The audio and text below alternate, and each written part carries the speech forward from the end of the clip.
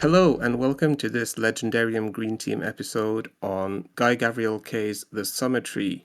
It's very different from Kay's later works that some of us know and love, and very clearly influenced by Tolkien. And why is that? Yes, because in 1974 and 75, Kay worked with Christopher Tolkien on editing his father's work on the Silmarillion, which was published in 1977. This was done while Kay was still very young, in his early 20s. And later, in 1984, he published the book which is the subject of our discussion today. Now, Kay is still writing, and many of us love his work for his prose, the depth of his material, and his characterization, among other things. Since the book that we are discussing today, however, is 42 years old, we're going to have to account for the age of the book in our discussion. So we're going to see how does this book work today compared to in the 80s. When I was 10, and I think Hurin, who is with me today, along with Eradandis. Hurin, you were probably not even born at this point. No, I'm a late 80s boy. I'm the old head. I was 13. You were 13, yeah. So you're even older than me. Mm-hmm. So there's an age gap here, which I hope will not spoil things, but rather make it interesting. So we're going to start with a spoiler-free discussion of the book, and then we're going to move into the proper talk with some analysis of themes and talk about the book itself.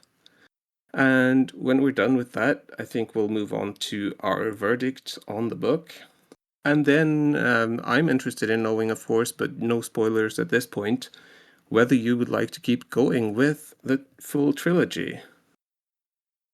So, if we jump into the spoiler-free thing, would any of you set us off with what book is this? What kind of book is it we're getting into? Yeah, this is a portal fantasy. It's in the vein of C.S. Lewis. It's also the secondary world is very Norse inspired, as well as Arthurian, and very Tolkien-esque, but less so a rip on Tolkien and more like it's taking its inspirations from the same things that Tolkien took its inspirations from. I think it's a pretty accurate description of the world. Wouldn't you agree? Yeah, I would just add that for context for which in the time the book was written, this is written around the same time that the Amber novels were written and other types of portal fantasies of that genre were written.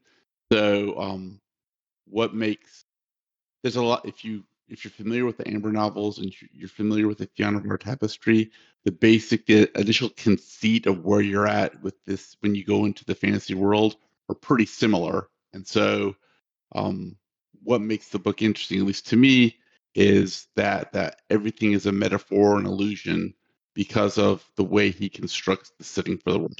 And as you're usual, sorry. I just want to make sure that Eradandis is alluding to the fact that there's an world and all other worlds are like a shadow of that world. That's the true Yeah, I place. did. Yeah, I didn't know whether that was spoilery or not, but yes. So like an amber is the one true Earth, and then everything else is a shadow of it. And the Fionavar Tapestry, the one true world, is the world that you're in the fantasy world, and then the Earth that these people come from are a reflection of that world. Is that a Norse idea? I'm not sure, actually. Because this story reminds me a lot of The Wizard Knight by Gene Wolfe, and that also is very Arthurian and very Norse and inspired by the sagas, and it wears its inspirations on its sleeve, and it also had that idea of these higher and lower planes, and the highest is that could just be like a Christian idea where like God's realm is like the truth, and then everything else is a reflection of that or something, which Gene Wolfe likes to do. But sorry for the tangent. Go on. Yeah, but I'd like to keep to that tangent for a short while because it's one of the things that I love about Kay's writing is that he keeps alluding to the Fionavar Tapestry throughout most of his books, with a couple of exceptions. There's always some kind of reference to the Prime World, the something that calls it back, some character that mentions it. So that's one of the things that I like, the little nuggets that he's strewing around in his books. as opposed to the Cosmere of Brandon Sanderson, for instance, where this is the whole point of thing. But in this case, it's just dropping little kernels of a reference to Fionavar while telling a completely different story. So I think that's interesting that he feels that strongly about his first work, that he's writing everything else basically in the context of that, but just a very large frame, very far back. So actually, Tor, so you mentioned something. So you mentioned Brandon Sanderson, and I do want to talk about this because the way, at least in my opinion, the way the Summer Tree was written is a radically different style than what we see in modern days, which I look at Brandon Sanderson as like the totem for like how modern writing is, where it's everything that's written today is very explanatory and very descriptive, right? Whereas this book, like honestly, like when I first started reading it, I actually found it difficult to read to begin with compared to modern writing because it was very flowery, but it was also less descriptive. You had to infer a lot. You had to use your imagination a lot. I ended up enjoying it, but I just thought the difference in writing styles when we're talking Summer Tree versus modern writing was very, very distinct. I don't know if anybody else got that impression. Yes. Oh, You are correct, and I agree. And I actually have a more difficult time reading K that I do with most other series, and it's not because I think it's particularly, I don't want to say difficult because it is more difficult, but just his style makes it more difficult to follow because of the way that he writes.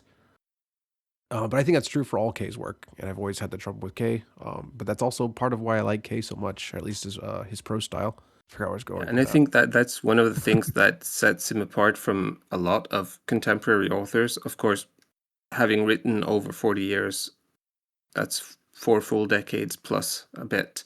He's really digging into his own style, which is very much based on alluding to things, not spelling it out, as Era said.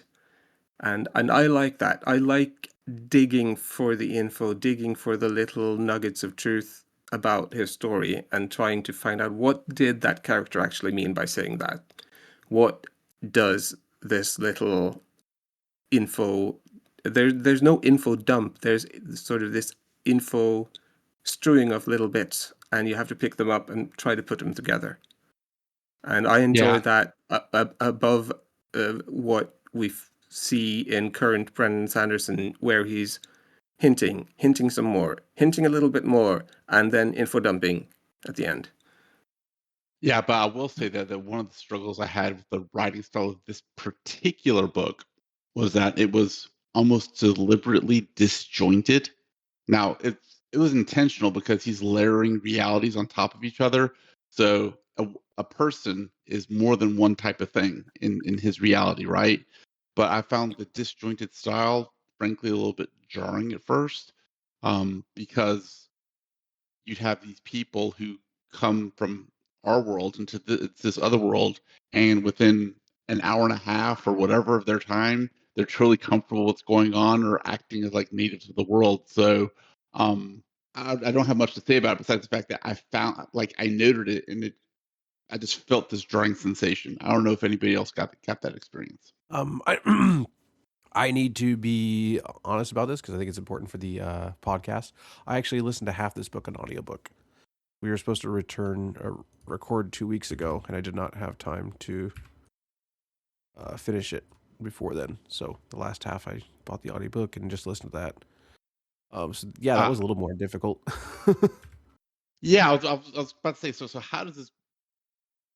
I'm really interested to see how does this book feel like when you listen to it versus read it? um, it's not. I actually really like listening to lyrical prose on audiobook. Mhm. I have to liberally use the rewind button and go back, and sometimes I do it because it's beautiful. But it takes a lot more effort listening than most audiobooks do. I'll say that. But at the same time, it does feel like someone reading you a story. And I think when you hear words out loud, read aloud to you, It actually enhances the experience. So in that way, it's very nice, but it does make it more difficult to follow. I think one thing is if you have a good narrator, I'm not a big fan of audiobooks myself, but I mean, back in human history, stories were told, not read. And we get a lot more out of them when we can hear the cadence, hear the stresses, um, hear the different voices sometimes. I think it evokes a lot more in our brains, basically, when we get different stimuli in that way. And when we read, we have to do all that in our heads. You have to try to find out, where's the stress in this sentence? How is this said? Where's the focus? But when you have a good narrator, all that comes to you. Now, with K, of course, there's the added problem of the prose being dense sometimes. There's a lot of info in a short while, and you may have to, as you said, go back. But I have to do that sometimes when I'm reading as well. I need to go back and read the last few sentences again and say, oh, so that's what you're saying. But I think that audio can add a lot while it subtracts maybe something as well. I could just only imagine with his writing style, listening to this story, given its the nature. I don't know. To me, it would feel more like you're listening to a mythical tale, or right, a mythological tale. Like Hurin was talking about, like the how it references Arthurian legends. I would kind of get more of that feeling. That's what I imagined. But anyways, sorry, I digress. Um, Hayes' style reminds me a lot of Janie Wirtz, and I Mhm. listened to her first book on audiobook for the same reasons that I just said that I enjoyed Hayes' work. So it's entirely tangent, but if people like Hayes' work, I would highly recommend Wirtz. Well, you will never hear me say no about Wirtz. Her saga's been going on since the early '90s, and she's just fine. I think she's wrapping it up this decade, so I I can't think wait. it's So finished anyways, now. I think the last book it's was finished now. last year. I need to grab that one and get it. She's an amazing author. So, anyways, I actually haven't read any words, so maybe I should put that on my TBR. okay, we are talking about Guy Gabriel K, but I'm happy to talk about Jenny Wirtz. She's awesome. So But maybe we should try to move it along a little bit.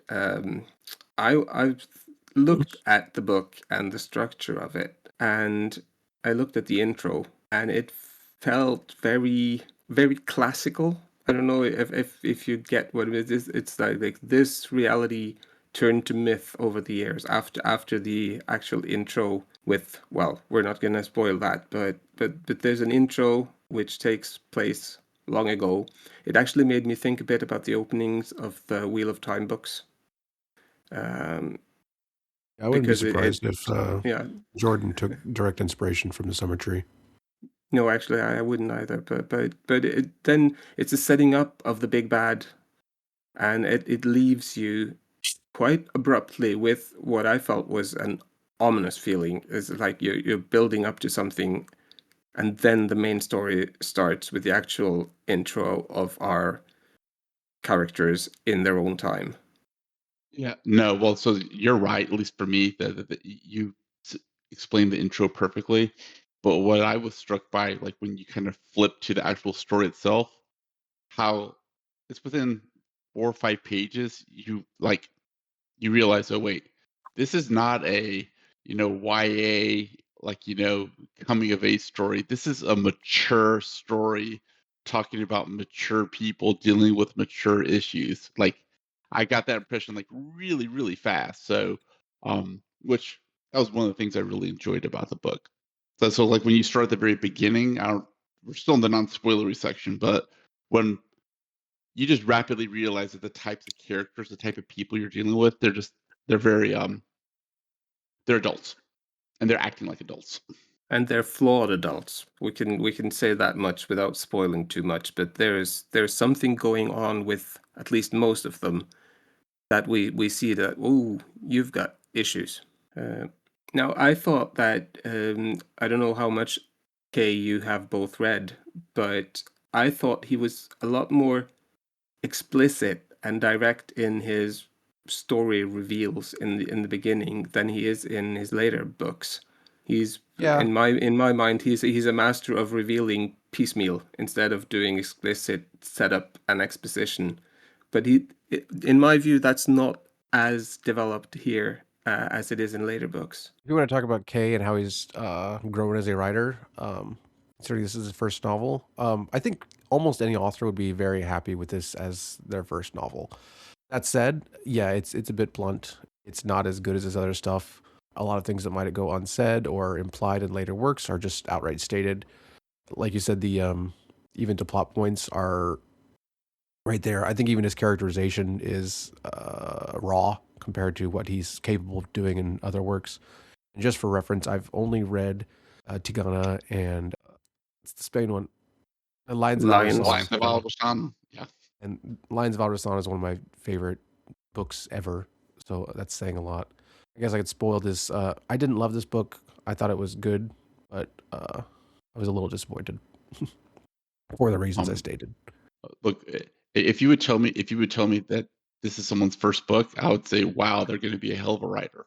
I mean, that would be kind of like what I would tell you, like, because this is his first book, right? It's not something. I bet you this is the book that guy Gabriel K, if you were to look back at it, he'd probably go, okay, here are the 155 ways I would change it to improve upon it, because he's just a much different author today than what he was back then. But to me, one of the things I appreciated about the book was you could see the glimpses of the K he would become in the story. Like, for example, Tori, you mentioned the introduction. It's like when I read that, I honestly felt a little bit of a thrill. I'm like, "Ooh, there he is. He's right there." And then you kind of start the story. Then, like you said, it's a little clunky in places, but it's like there's parts where he just soars, and it's just when he's really when he's trying to explain the Fionavar Tapestry itself, and he's trying to kind of like create the tension and the myth making. That's where you kind of see the K who he will become kind of enter into like his writing style. That was my impression.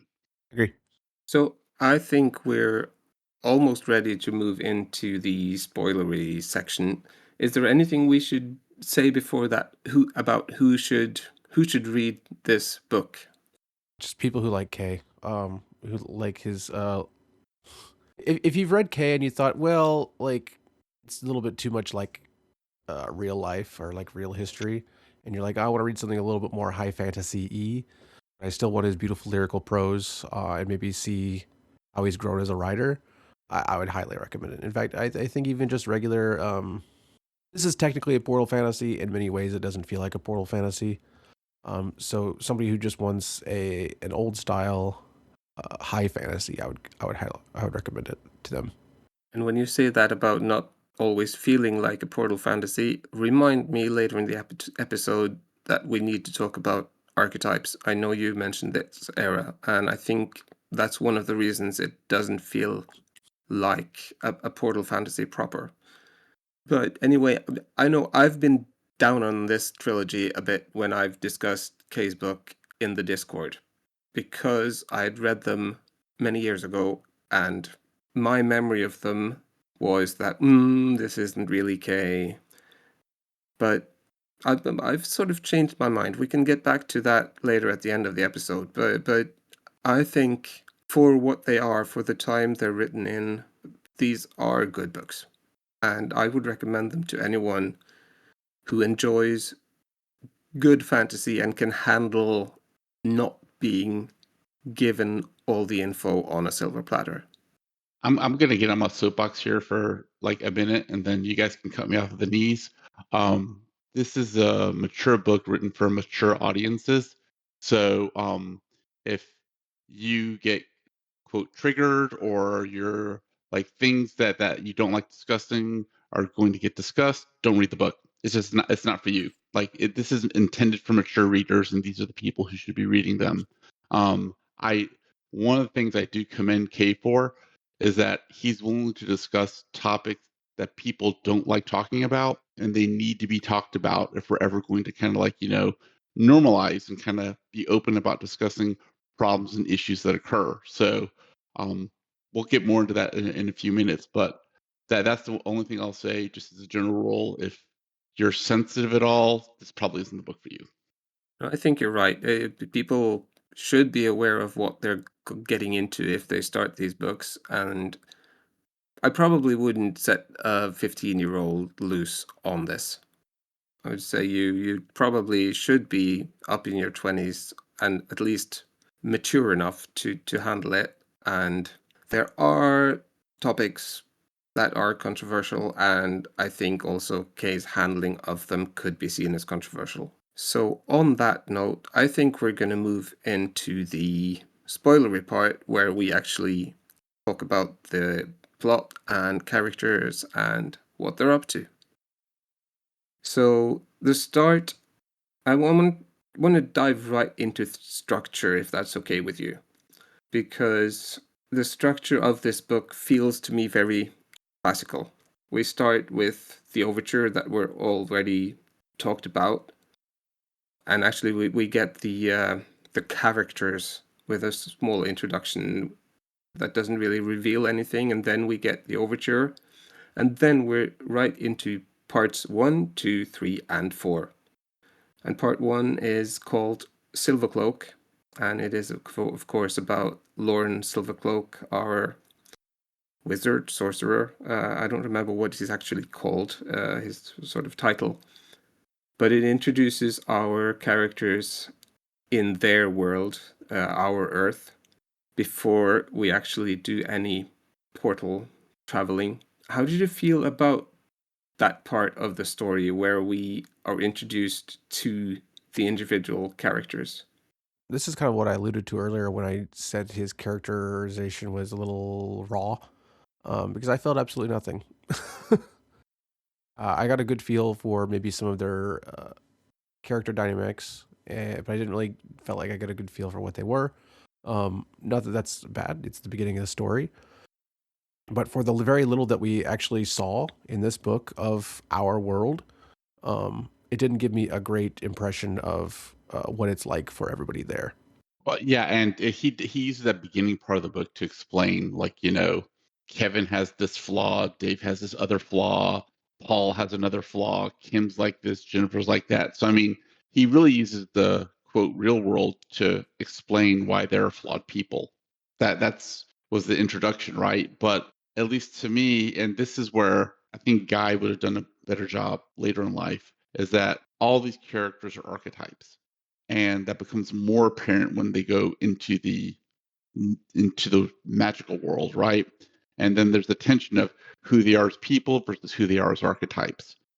So, so to Huron's point, which I do agree with, who they are as people are a little bit underbaked at the beginning of the story. Yeah, they're more introduced as types, as you say, than as people, as persons. We don't get to know them very deeply. We get to know some things that maybe are their triggers, their fears, especially maybe with Dave. Dave's the outsider in the gang, and of course he almost doesn't make it across to Fionavar.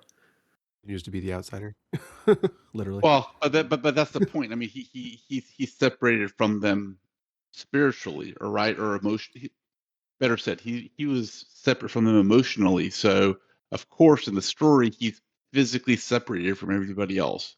So he has to go on a separate journey, and then he comes to them through the course of the story. So he gets emotionally closer to them through the course of the story by getting physically closer. So that's what I mean by, like, this is what Kay does, where everything that's happening in that magical world is a metaphor for something else. So, because if you look at the end of the story, Dave is so much closer to Paul and to Kevin and to everybody else because he's went through this journey of finding himself as he traveled towards them.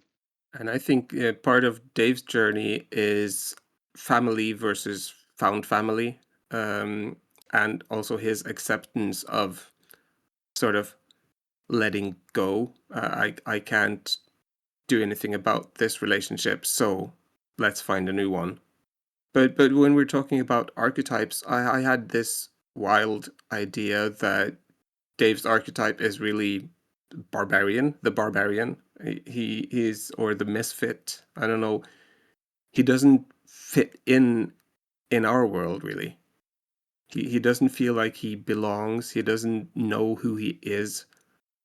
It's even mentioned this, is he a law student first or a basketball player first? And he doesn't really know himself. I found that quite interesting at the start. Well, so to at least, and I'll so the metaphor part's what I like the most about this. So, as a basketball player, he's an athlete. As a lawyer, generally your job is to, I speak as a lawyer, like your job is you represent your client to protect their rights. So, and Dave, when he goes into the new world, what's one of the first things he does? He gets confronted with this animal ugark or whatever they call it. I can't pronounce it, and he ends up fighting it and then protecting somebody. So for me, his archetype was warrior protector. So Yeah, sorry if I kind of riffed on that, but that's to me that's what I enjoy about the K books is that you have to make those connections yourself. He's not going to give it to you. you have to think about it. You have to look at the character's actions and motivations and then find out, oh, so that's who this character is. He's not going to spell it out. That's right. Was there any other character archetypes that you were, I guess, you had I guess a similar thought where like you kind of put them in the category or something? Well, the one that I found it maybe hardest to find something on, and that's probably because we don't see her as much, it's Jennifer.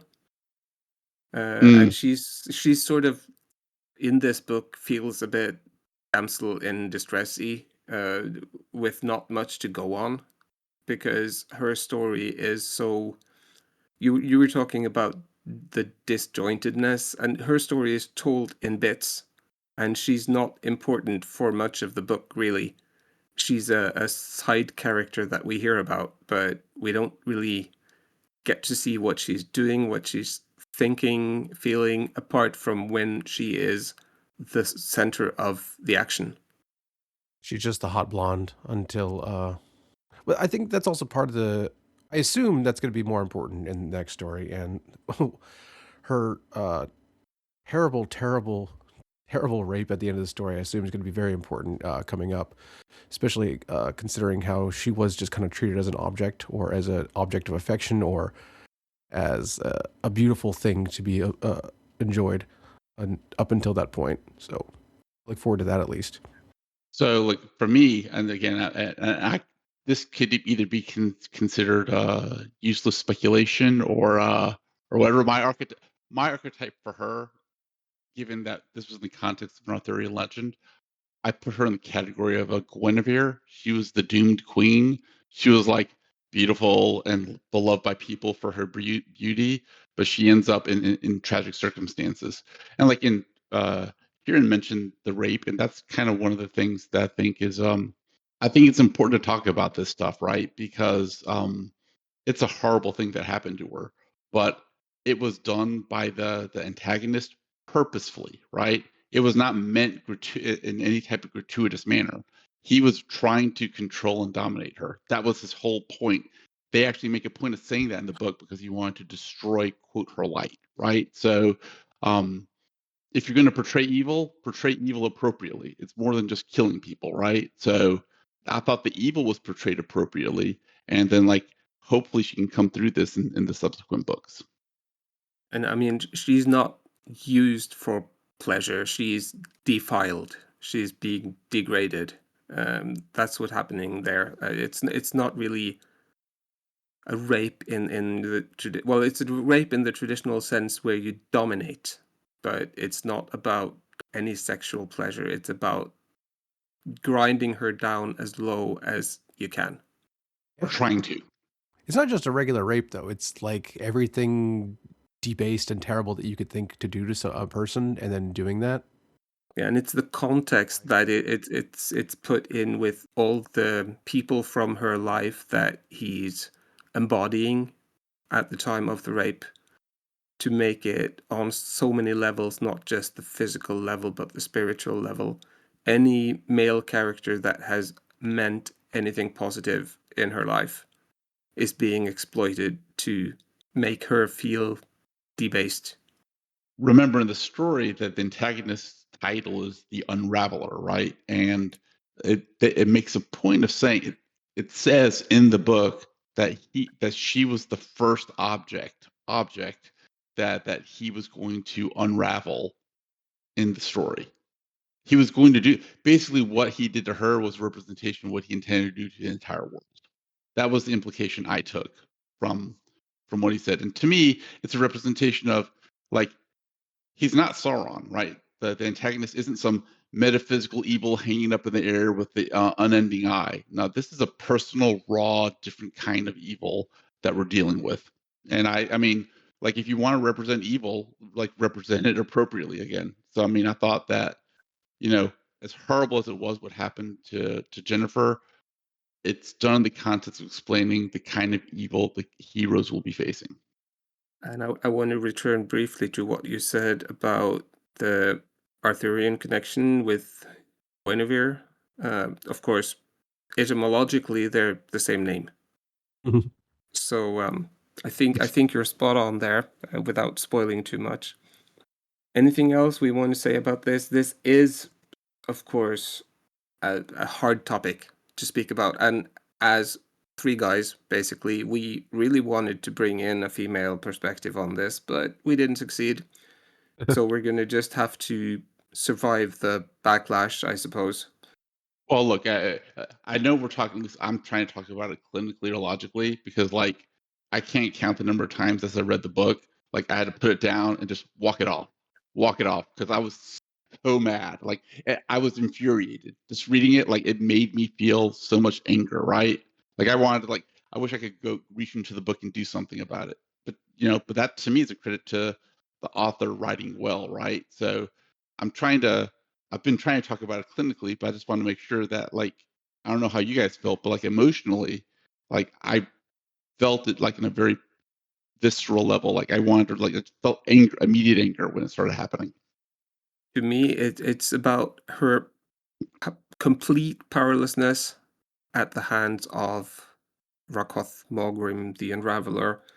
I mean, he's so in control of every aspect of it, and he's using everything that is in his power to put her down and make her feel miserable and small and just a nothing, basically. He's grinding her down to where he's hoping that she will unravel, as you said. So do you want to talk about a lighter topic, Paul? Maybe. Later.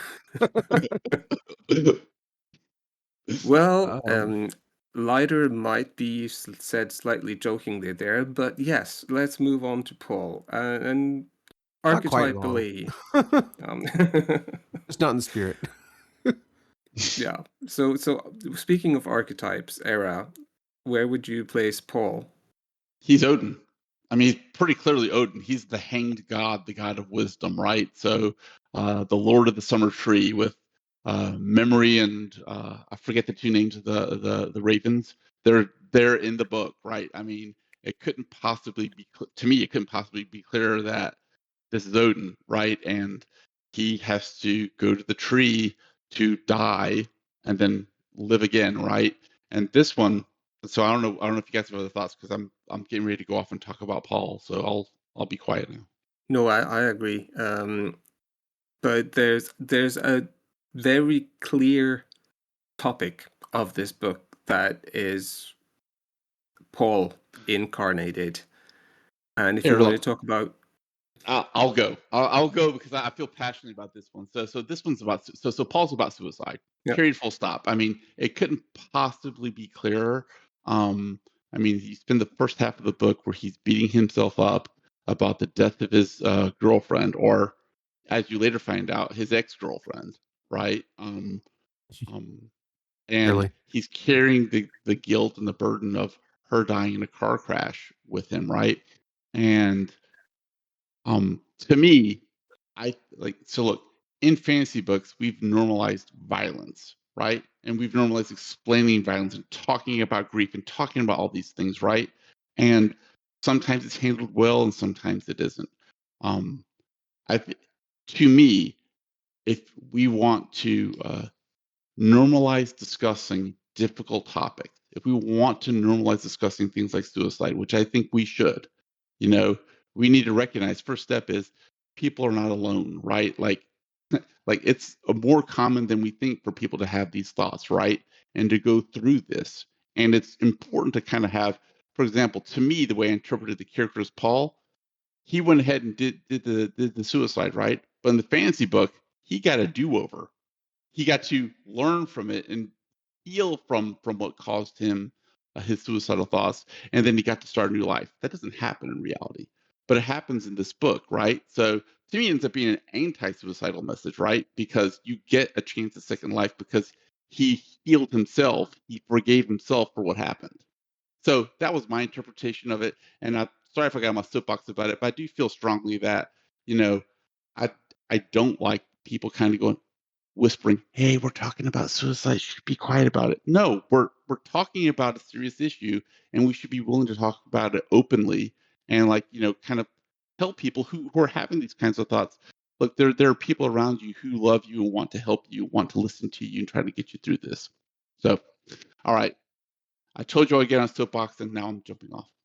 Well, when we're on the topic of mental health, I do think you're right, Era, that we need to normalize speaking about it because it's not going to improve by just keeping quiet. What I think is interesting in the case of Paul is that it's clear throughout the book, as you said, he is having suicidal thought. He is walking a hairline trying to decide, but he doesn't decide until the moment that he can turn his suicide into a sacrifice. I think that's part of what I think is interesting about his journey, that yes, it is a suicide. He's giving up his life, but he decides to do that when he feels that there's a purpose behind it. Um, and I'm not sure if that is part of the thing that actually carries him through it, because he keeps focusing throughout the 3 nights, I have to last to make it worth it. So that's that. It's sort of an inversion as well of the actual suicide, because he's not looking for really obliteration. He's looking for some sort of absolution through a deed that becomes something good, even though he knows that, I think he knows that dying like that isn't a good thing, but he can't really handle his own life anymore. And then he uses that to make things better for this world that he's ended up in. Does that make sense? Yeah. I've never been suicidal, so I can't describe how it feels or that sort of self-hatred and wanting to punish oneself, but I can identify with somebody wanting to find and create meaning in their life, even through sacrifice, because that's such a powerful thing that one can do. And yet at the same time, it's kind of dangerous for that kind of way of thinking, that if I hate myself, I want to die, if I can somehow turn this into something better through it's a powerful message, but it's very scary to me. No, look, I mean, like, I agree with both of you. I mean, I think that's right, and I think there's a lot of Paul is almost deliberately identifiable to people, right? Like you, sure, and I've never felt suicidal, but like Paul's drive for perfection, like he he has to be perfect. He always has to be in control, right? Part of the reason he doesn't cry is because he doesn't deserve to feel, the emotion of sadness, right? Um, I like there are parts of like how he's being described that as a male in 21st century America or in this world where like you're not allowed to feel certain things, right? Because you have to be in control, you have to do certain things. I mean, I felt it. I mean, it was identifiable, right? Even if I don't go as far as he did, right? I You still feel it, or like if you're going to succeed in a profession, you want to be as good as you can. You strive for perfection. That's what you do, right? So, I mean, I think there are parts of Paul that are very, very identifiable to people. Personally speaking, I didn't love this book. I liked it, but Paul's story and Paul's journey on the tree was my favorite part of the book. That's where I finally identified with one of the characters and felt real emotion through the style that Kay evoked. Yeah, and what I think about with Paul's story is it's the one the character journey in the book that's the most integrated with the Portal world. He really becomes a part of the story of Fionavar. The other person is Kim, really, who becomes something in this world, but she still feels apart from it. Also, in her own mind, she doesn't completely accept her role in it until possibly at the very end. But Paul goes all in, and I think yes, that is because he's given up on himself. He doesn't feel like he has something to return to. Kim probably does, but she's more. This has been foisted on me. This has been given to me, but I'm not sure I want it. But she sees that she really has no choice, and choice is a part of this book as well. And I think with Kim and with Jennifer, I felt like female characters in this book had many of their choices made for them. And I think that's one thing that might not resonate as much with modern audiences as it would have been more usual in the 80s when the book was published, that female characters were more dependent on their male counterparts. Any thoughts on that? To me, Kim's a representative of the wise one. She has empathy. And the Kim and the Paul story make it clear, at least to me, that in this world, in this setting, power has a price. Period, full stop. If you want to be able to do something, it's going to cost you something. That's just the way it is. So for Kim to get her powers, like her mentor had to kill herself. I mean, that was how her power functioned, right? Jennifer, I agree with you. Kim, I thought she had more agency than maybe you're giving her credit for. Um, she was dependent on others in terms of physical combat, but they were turning to her for advice and for wisdom throughout the latter half of the book. Um, Maybe that was me misreading it, but your overall point's well taken because she's constantly placed in elements of physical danger, and she's utterly reliant on a male character to save her. But in terms of the advice, kind of like when you're not in the action, they're pretty much listening to her. While we're kind of on the subject, I want to talk about how diverse the magic is in this world. I kind of got the feeling through at least three different stories. So Kim's story was more of a relationship to seeing the future, or a priestess type role. The power is taken down matrilineal. And then through Dave's right, he kind of got access to, or a viewing of the shamanistic, or what kind of feels like a Wild American Hunt. Indian type. Yeah, well, Wild Hunt I could see too, but I was thinking more like shamanistic, where you could take on the aspects of animals. Yeah. And then through, I'm sorry, I forgot the name. Wise old mentor Gandalf guy. What's his name? Lauren. Lauren, thank you. And then his is more traditional fantasy, but even with a twist, because he has to literally get his source from another person, which I thought was a nice something I haven't really seen before. Yeah, Oh, and I that thought the was one match. of the heart-wrenching sort of side stories or background stories with this relationship between mage and source, and how if the mage is twisted morally, the source still sort of morally has an obligation to do as the mage requests. And they condemned in that I don't remember their names. Um, they condemned both the mage for turning bad, but also the source for turning on her mage. Yeah, and they curse her name every year. That Yeah, No, I you're right. I like the way that the magic's set up, and the only reason I mentioned the Wild Hunt is because it's the only thing that fits in Arthurian legends and the Nordic myths, right? So that's the only reason I mentioned that. But I mean, but I think your description is more accurate. the magic was really interesting because nothing comes free. It's not like you can just use your power willy nilly. It costs something. It always costs something. So, um, anyways, I appreciate it, even if it was that was the limit that we really got of what the magic can do. But I'm interested to see what more it can do. Yeah. I really like that before they had a different type of magic that was replaced by the sorcerers. I don't remember what kind of magic they're called, but I'm going to call them the sorcerers because they use a human source. What were they called, Tor? Oh, I Mages. don't We're actually called remember. mages. Yeah, they Mages. were called Okay. mages, I think. I guess I should call them And I mages thought then. that was interesting with the way we have this ancient mother goddess based earth magic and then the male based sky magic.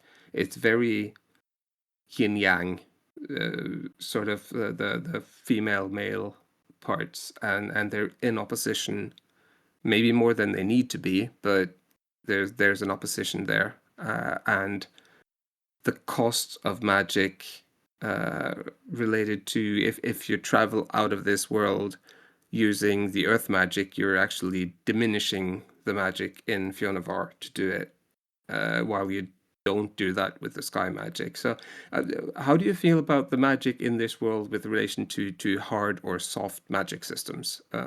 Is this a soft or hard system? Oh God, Uh, Hurin, this is your alley. I couldn't give a crap. So sorry. This is not my alley. It's somewhere in the middle, like most things.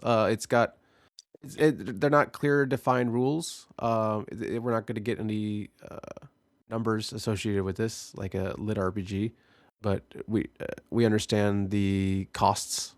We understand the history.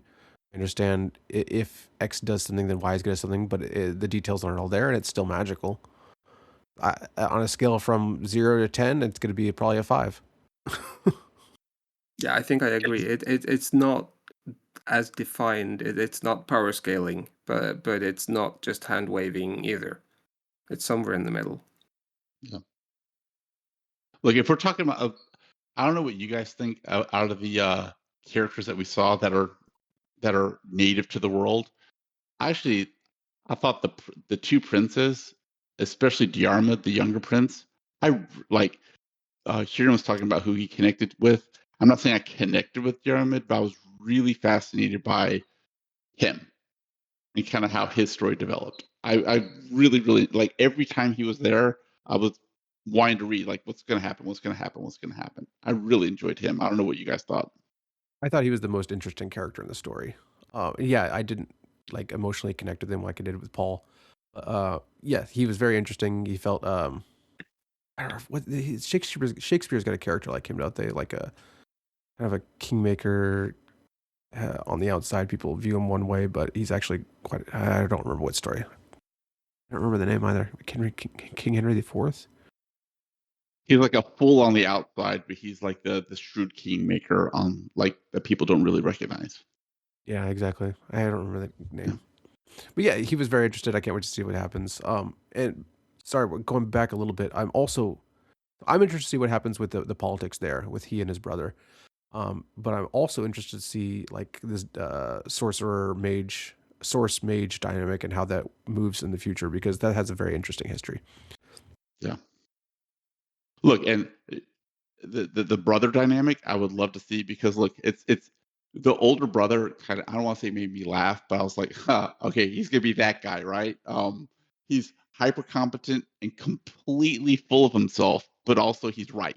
He just says it in the absolute most pretentious way he possibly can, right? The most self-important way he possibly can, right? Yeah, and he's a big, broody, dark character, but as you say, he's the ultimate competent fighter and probably politician as well. We haven't seen that much of it, but he's so blunt and to the point. There's no guile about him that we've seen so far. He's just, I'm going to do this. This is the way it's going to be. Um, and he's used to having his will on that. He just knows that it will happen with brute force. He's going to do it. And by the way, is he named after an airplane part? I tried to, because I kept looking at his name and say, isn't that part of a wing on a plane? I don't know. I think it's sort um, of the at the outer part of the wing. There's something that you can flip up or down, and it adjusts the so airflow and sort of the size of the wing so Tor, area. I wish you would have told me this beforehand. So my son, he's a senior in high school, and he's getting ready to go to college, and he's declared he wants to go do aerospace engineering. So I probably could have asked him beforehand, and he could have told me. So I'll find out for you afterwards and let you know. Yeah. Well, anyway, not a big deal anyway, but Yeah. I had a question for you about the structure and the way this it has four parts, four main parts, but really it has two main parts, and one of them is very much disconnected from the others, and that's Dave's story. How did that work for you, reading wise, enjoyment wise, when we had to wait for, I think, almost 2/3 of the book before Dave figured again, and then he comes back and it's bam. I don't feel strongly about it, but my personal experience was I was interested. It kind of dangled this carrot in front of me, like what the hell happened to Dave? What the hell happened to Dave? We'll talk about him. They go off looking for him, and then finally, when we see him, it was an interesting enough story, and I'm glad we came to it. But structurally, I don't have much of an opinion. It was interesting. They this happens in stories all the time. Um, and what I'm thankful for in this book is that it's about what 350, 400 pages. So I don't have to spend 657 pages slogging through something I'm not interested in before I get to something I'm interested in, right? So it was pretty short, right? Having said that, I mean, this is very common. It happens in stories all the time. At least in this one, I thought Dave's story, as we've already discussed, was interesting and it was engaging, and you get to see the world from a different point of view. So I overall enjoyed it. I think when I started thinking about this, it was, oh, but it should have been sort of interspersed with the rest of the material because then it would have been more balanced.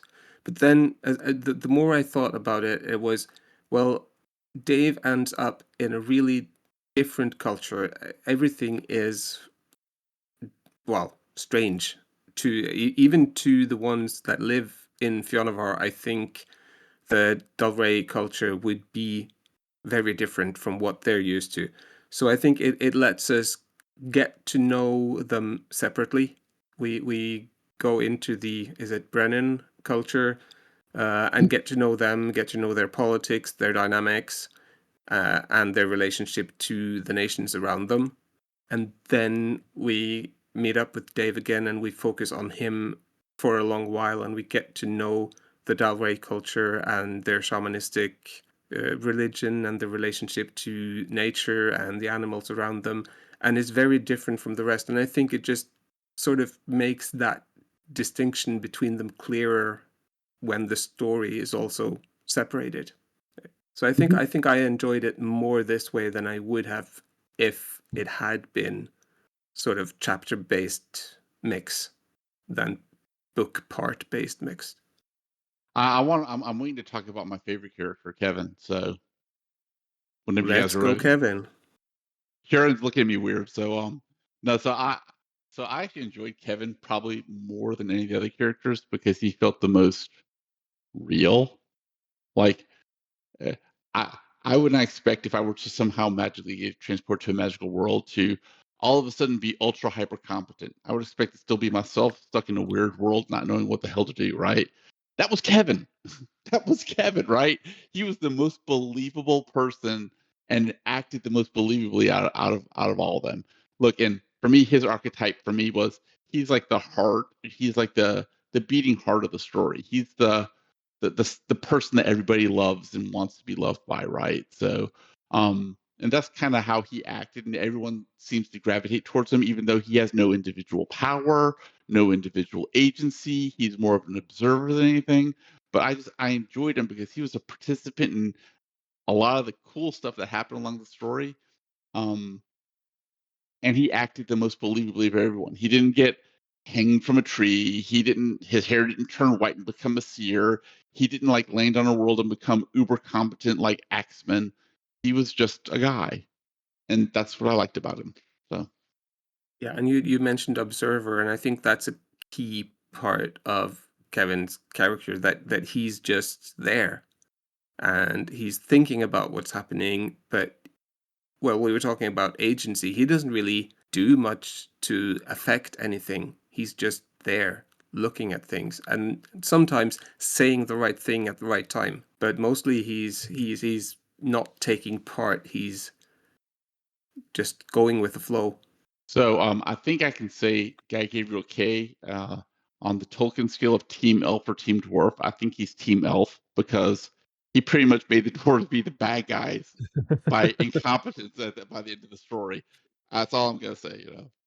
Well, but I think it's interesting to talk about the sort of the fantasy-ness of Kay in this, because his journey as a writer has basically been from high fantasy to what he calls himself a historical fiction with a quarter turned to the fantastic. There's not much magic or fantasy races in his later works.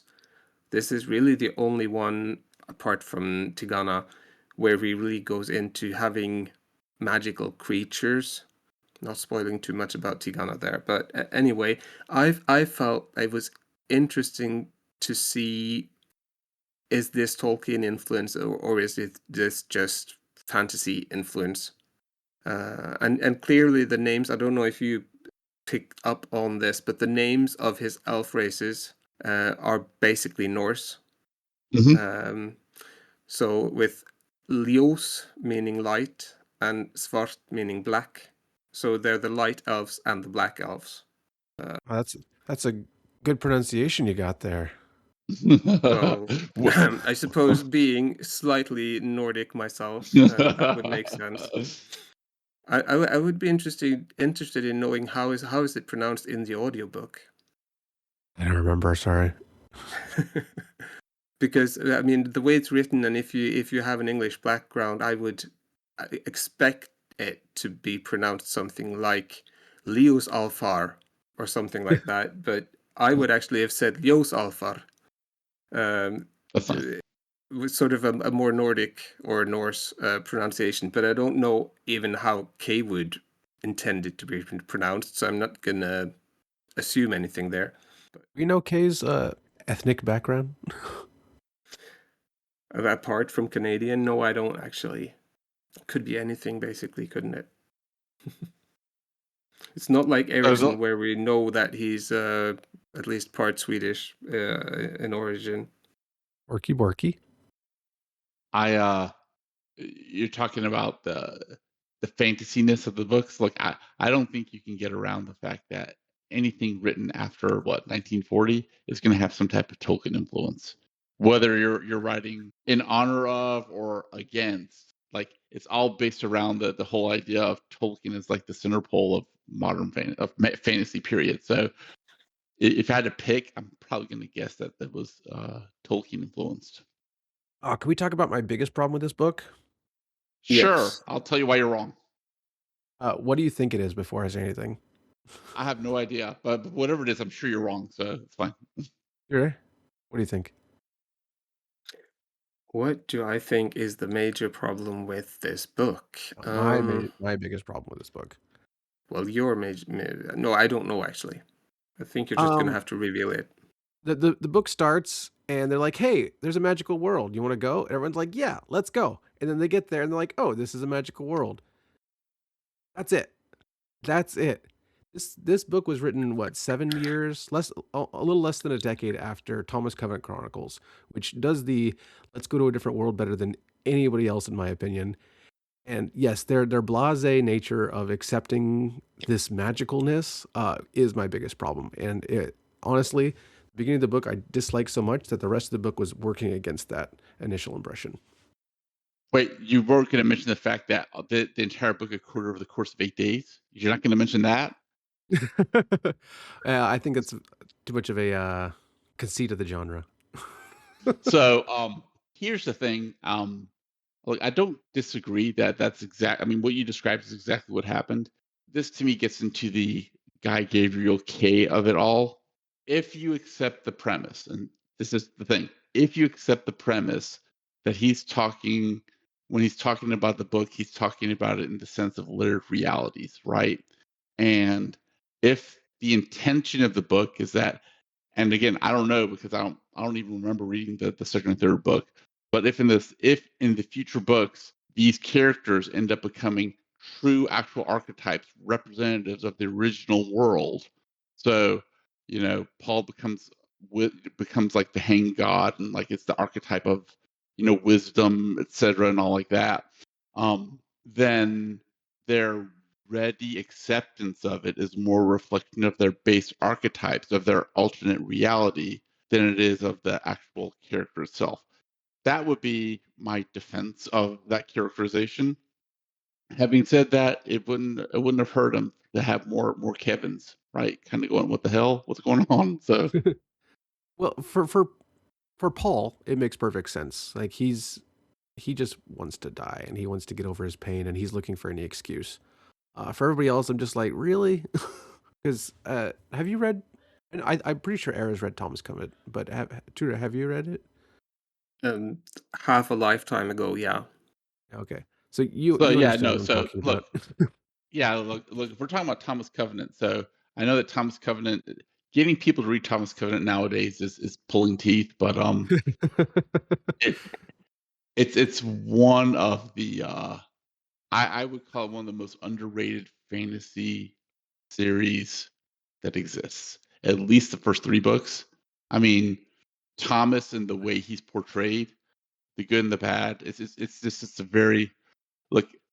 If you read that book in conjunction with the Lord of the Rings, there's the Lord of the Rings and there's a refutation of the Lord of the Rings in Thomas Covenant, the Unbeliever. So, anyways, but The yes, Unbeliever loved it. is right.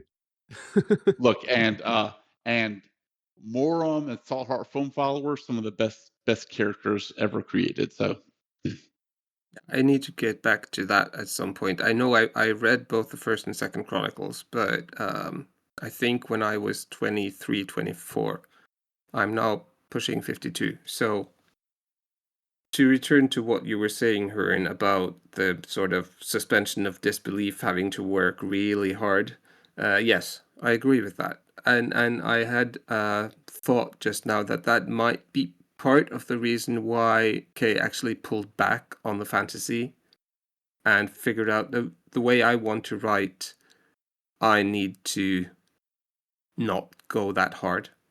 And Oh, I'm you going mean to with his just do future the books?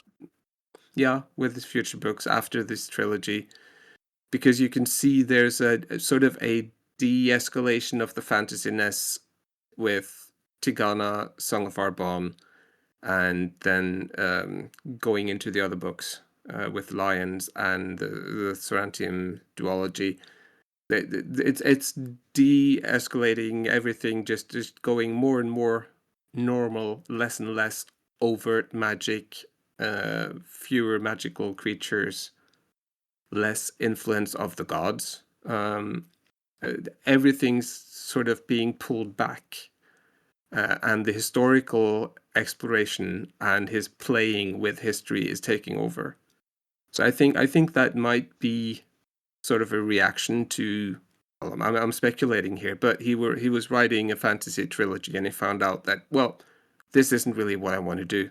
I thought, or maybe he thought this was what he wanted to do after working on the Tolkien material, and then, no, not really. He figured when he started writing again, he pulled back. And I think that suspension of disbelief that didn't really work here. We had to work hard, and I agree with you. I didn't find it totally believable that they just sort of accepted everything at face value. to me, it makes sense. If this is written as this is a mythology, this is a myth that's being told, it makes sense. In myths, people accept stuff super readily that make no sense at all. So that's how I read the book. If you're right, I think it's a shame because I think the high fantasy stuff that's in this book is excellent. After I got took a long time to get over my initial skepticism.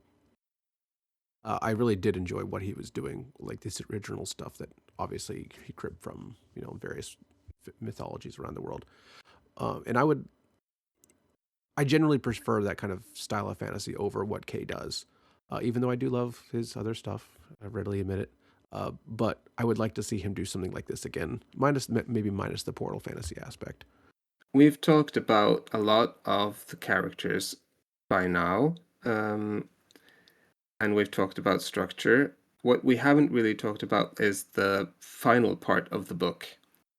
After we have the large Dave portion, things sort of come to a close and come to a head, with the circle composition bringing us back, with the party being together, and then at the very end traveling back to their own world. The big bad has been established. Jennifer's story is in full swing. What I was wondering about that was, how does this work for you as a separate work, a separate book? Is this arc strong enough as from start to end in this book, or does it feel like setup? The latter. I think it feels like setup, but it's interesting setup that makes me want to read on. It's never intended to be a standalone book. It doesn't work as a standalone book. So yeah, no, it's the beginning of something. So I think what carries this book is Paul's journey, but that isn't enough to make it worthwhile as a standalone book. I agree with that. I like it as a book, but it does feel like cliffhanger. Wait for the next installment. But I think it succeeds in doing what it's supposed to do. It's supposed to make you invested in the characters, interested in the story. We want to know more about what's going to happen. It's set up a lot of little things that we want to see how does this play out, with Ivor's sons, with Shara traveling to Brennan. I hope I'm getting the names right now because I haven't written this down. But there's a lot of stuff that's going on that we've only seen the start of. Paul has had a complete arc. Jennifer is at the start of her arc, and her sort of, we don't know what's happening with her. We know this one thing has happened with the rape, but we don't know what that entails for her future. Do you have any thoughts about where this is going? Have you already started the second book, any of you? if I had to guess, so we're gonna follow the archetypes, right? So Guinevere is going to give birth to, let's mix it up. So she's going to give birth to a kind of a cipher, a Mordred type of cipher, where he's the balance between good and evil, and he's the fulcrum upon which the world will be decided. Because Unraveler is separate from the world, but he can't be separate from the world if he has a son that's a part of the world. So that's one for Jennifer. So she's gonna end up being the center of everything. Kevin's gonna die. He has to die. That his only purpose is to die, because he's the heart. So, and we know that every power is a price. So I don't know how he's gonna die, but he's gonna die in service of something. Paul is gonna end up becoming like a Meiji type of dude, and Kim is gonna be the one giving truth to Aileron as he goes on, and maybe she ends up marrying him and becomes the queen. Those are my guesses. And I forgot Dave. Dave's gonna be like warrior dude. So I'll go with that. I think everyone's gonna harness their special powers that they learn to do and skill up through the journey, and then they're gonna team together to overtake the Dark One. And a few of them are gonna stay behind, and a few of them are gonna die. I think Paul will end up in the back in his home world. I think Kim will stay in. Sorry, what's this land's called? Fionavar. Fionavar, thank you. It's just the subtitle of the book. it's true. And that's it. Yeah, that's what I think is gonna happen. Oh, and Lauren and Matt have to die too. Yeah, I think so too. Yeah. Yeah, well, that gives us something to look forward to. I don't actually, I shouldn't admit this, but I don't remember what happens to individual people. Look, I do I'm remember just going. if the big bad wins or not. Look, remember, I'm just going back. Like this is like based off of Nordic and Arthurian legends, and remember, and those legends don't end super happily, right? So, I mean, I'm expecting it to just kind of not end super happily for everybody. Like, they're gonna win, but like most of them are gonna be dead. So There'll be some big snake that's devouring itself. yes.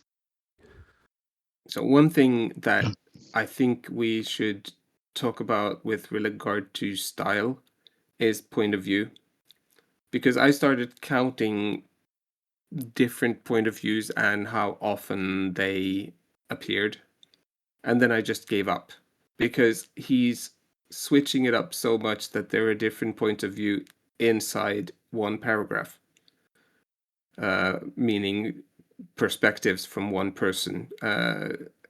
How did that read to you? Did you struggle with it at all? It's an omniscient third narrator. The whole story, you're meant to get the full story, so you're just putting whatever point of view you need to get the full story. It's an omniscient narrator. Yeah. So Yeah, I'm used to that. Yeah. I'm used to it as well, but I think he does it, meaning Kay does it effortlessly compared to some authors I've seen where it feels a lot more clunky.